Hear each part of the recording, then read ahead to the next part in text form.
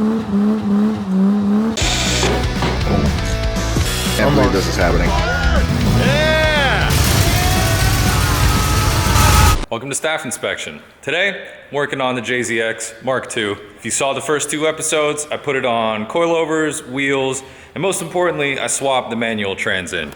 Put a brand new R154 in there. I've already put a couple 100 miles on it. Completely different car. Drives so much better now. And it actually is fun to slide around, pitch into corners, get it sideways, all that good stuff. But in my quest to make it the ultimate daily drift car, there's a couple little things I need. This thing's pretty old. By now it's 25, 26 years old, something like that. So the ball joints, a lot of the bushings, that stuff is worn out. Now on the highway, the steering wheel shakes a ton.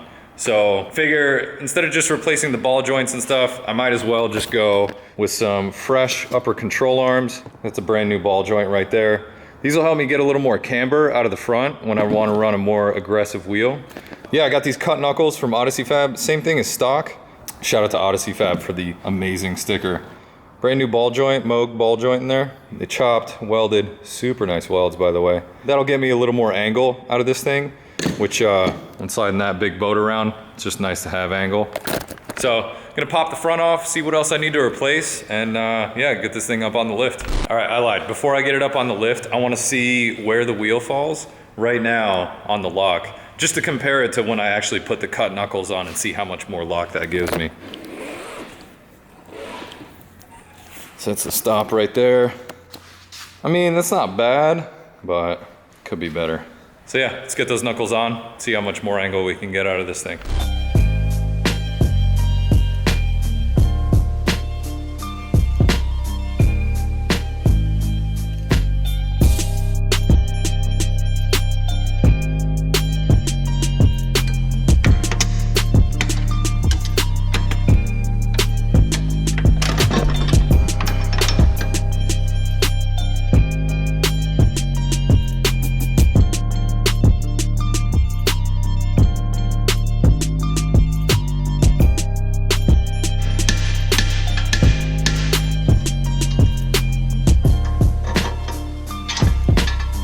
All right, so I started with removing the front upper control arm, and just as I thought, that vibration I was getting on the road was this ball joint. Should not have that much play in it. This one, on the other hand, nice and tight. Also, added benefit, if you look at this, that gives you adjustable camber in addition to what you can get here. So on the double wishbone suspension, you can adjust your camber, toe, everything in there, but it only gets you so far. So this should be able to get me, I think it's another 4 degrees of camber on top of stock. I'm gonna pop this back in. That'll give me the support I need to do the knuckles on the bottom. All right, so looking at these arms and comparing it to the stock arm, see that has no adjustment up top. That's just a fixed point. So if I compare it to how these shipped, I line it up right there. That's about the same place for the ball joint. So what I did on this one is I adjusted these guys up top, set them back 1 click. So what that does is when you line it up here, that gives me about 1 inch, somewhere around 1 inch further back. So that should give me more negative camber. So I could drop this thing lower and get better fitment.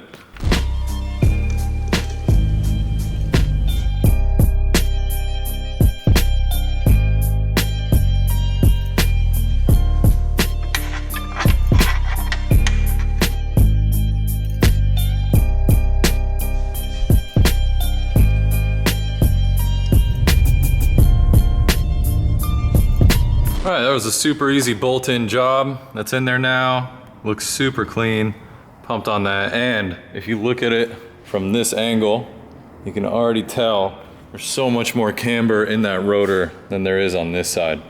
Hopefully that's not too much, but with that set where it is, I can adjust these guys down here and then dial in that camber once the car is on the ground and I have a better idea of where I want the wheel to sit. All right, other side now. Should be pretty easy.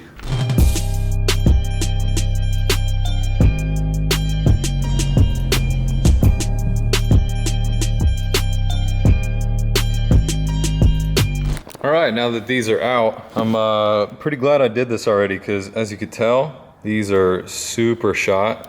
When these go, that's really the only thing that's holding the top of the suspension to, well, keeping the wheels on your car. So when that gives out, the whole entire fender, that just goes off. So new Cusco bits, it's looking good in there. Nice and fresh. Give me some extra camber. Now that the arms are in, I'm gonna go take it for a test ride, make sure that's what the vibration was, and make sure that everything's bolted up and solid in there, and that I don't need anything else. So, see you tomorrow. And I'm back. Different shirt, different day, same car. So I actually had to go and pick up some wheel studs because I need to run spacers. Stock lugs on that thing were way too short because I'm trying to run these guys. These are OG TE37s, 18 by 9.5 plus, I wanna say it's like a 35 offset. I got these refinished by my buddy Cord at Fusion Finish Wheels. So where are we, boss? Rolling up to Fusion Finish Wheels. I brought in my TE37s a little while ago for a full refinish, like a polished and then a tint on the polish, so it's like a SBC type of finish. It's the first time I'm seeing him in person. I'm kind of pumped. Wow. Dude, that's crazy. Put the paint on by hand. Yeah, we just fully polish them off instead of stripping, but we left it in our strip tank for what, over 12 hours in the paint strip. 12 hours in the strip tank. Yeah. Full polish metal.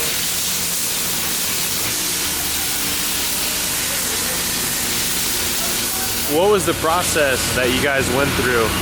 As far as these? Yeah. Yeah, we stripped the original paint, hand polished the entire piece, front side, back side polish, and then put on a powder coat of candy black. We call it candy black with a gloss clear.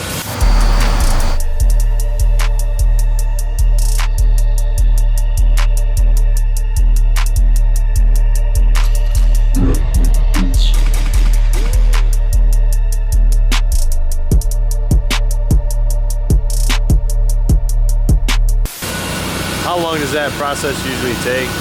It's gonna take us between about 3 to 5 hours total. But with all the parts we have in process, it ends up taking 3 and 5 days. We have a whole lot of parts we run through the Fusion Finish. Well, thanks, guys. Appreciate it. Yeah. Holy shit, I'm pumped on how these came out. Look at these things. I always liked the SBC finish that wheels used to come with, and this is pretty much there. It's like that polished dark chrome type of look. Wrapped them up in some Toyo Proxies.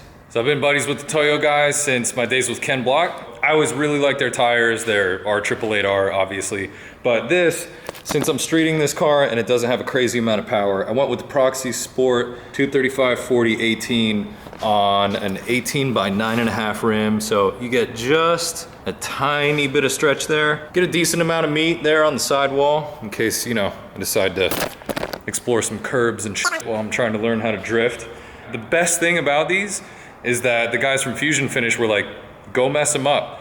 Chip the finish, get some of the paint off, bring them back, we'll redo them, because that's what they do. They put the coatings on, and they take care of the coatings for you from there. So because of all that, I gotta pop these guys back on. And to be honest, it's just good insurance to get brand new studs when you're doing track stuff, high speed stuff, anything. On a car this old, I just feel so much better when there's a brand new stud holding that on. So let's get these wheels popped back off, and then eventually, once all that's done, I'll be able to get these cut knuckles on the car, hopefully get some more angle. All right, I'm super impatient. I couldn't wait to get these wheels on and see what they look like. So I bolted the rears up, knowing that I don't have to do anything on the back. Wow, this is insane. These look so sick. I was kind of afraid that without much concave or dish, these TEs wouldn't look that good, but actually kind of hyped on the 90s-esque offsets and look. The tire's a bit more meaty than I would hope, but it's a daily, and I hit a lot of potholes on the way into work, so I'm not mad at that for now. This finish looks sick. Look at that in the light. Woo! Fills out the wheel wells a good bit more, just all around. Beautiful wheel. I'm not getting rid of these. I'm gonna take them to our friends at 3-Piece, probably rebarrel them, get them resized a bit. Gonna get them a little wider, a little more lip, but for now, these are amazing. Hyped on how those turned out. All right, now off to the front.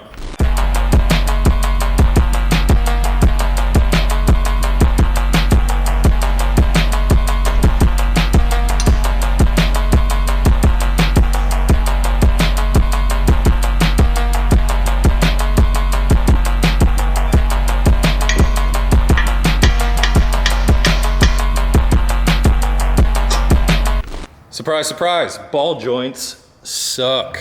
Had a hell of a time trying to break these guys loose. Just the outer tie rod from that thing right there.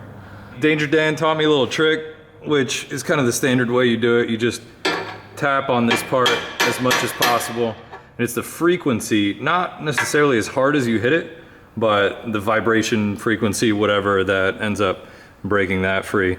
So got the tie rods broken loose. Now I gotta get this lower ball joint broken loose. I'm trying to do the same thing here, but I'm putting a little pressure on it with this trans jack. That might take a little while and a whole lot of frustration, but we'll get there and not damage the threads, hopefully.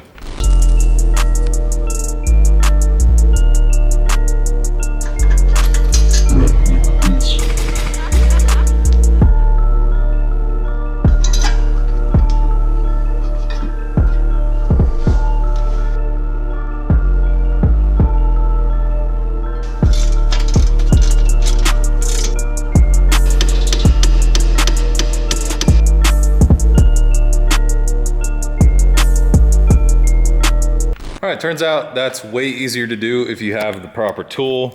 Weird, I know. Ball joint puller. Finally got that thing out. Here's the old one compared to the new knuckle. So if you put them side by side, you'll notice this is the stock one. That's longer. That one's shorter, cut and welded right there. Also a bit of a bigger ball joint, seems like. More robust. I don't really know, but that right there is enough to give me a little bit more angle, a little bit more insurance on getting super sideways. So doing that, also knocked out one of the old studs just to see how easy they come out. Thankfully, that was pretty simple. So I'm gonna bolt up the new knuckle here, gonna knock these guys out, get these bad boys in, these extended studs. You can see that's a good bit longer. Gonna knock those out, get the new knuckles in, see how much more angle I can get.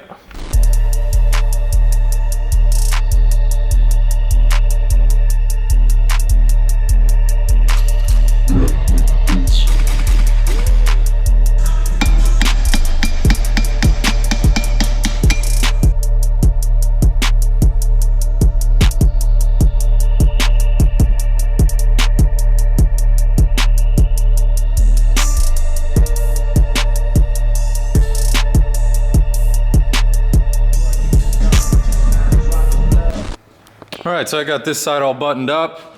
Got the extended studs in, tie rod end, everything is in, cotter pins on, torque to spec, brand new knuckles in there. Excited about that.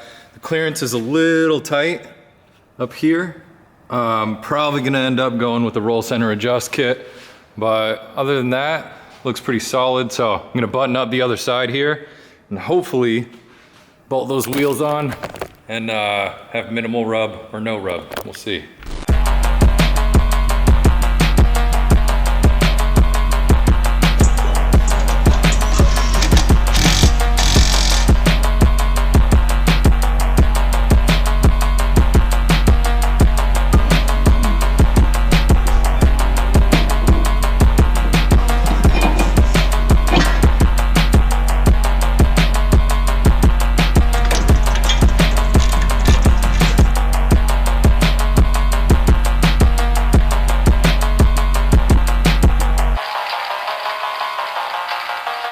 There we have it. That's full lock pretty much on the other side. Compare that to the other shot that we had from this similar angle. And there should be a bit more angle. I think so. Looks like it. Wheels look sick. A little bit of tuck in the back. Actually, I feel like I could use a spacer in the back too. A little more alignment, but if we straighten this out, that's how that looks now. Ooh, man, that fills out the wheel well so much better than the BBS's did. I feel like I could drop it about an inch or two, but still pretty happy with that on daily height. These tires are kind of meaty. Might have to downsize on those, but we'll try them out. All in all, it's ready to hit the burn yard. Stoked on this thing. It's getting there. It's almost perfect. Just needs an alignment. I did notice that the wheel is hitting the lower control arm, so I'm gonna have to address that at some point, but other than a little bit more power, this thing's perfect. I'm so hyped on how this thing's coming out.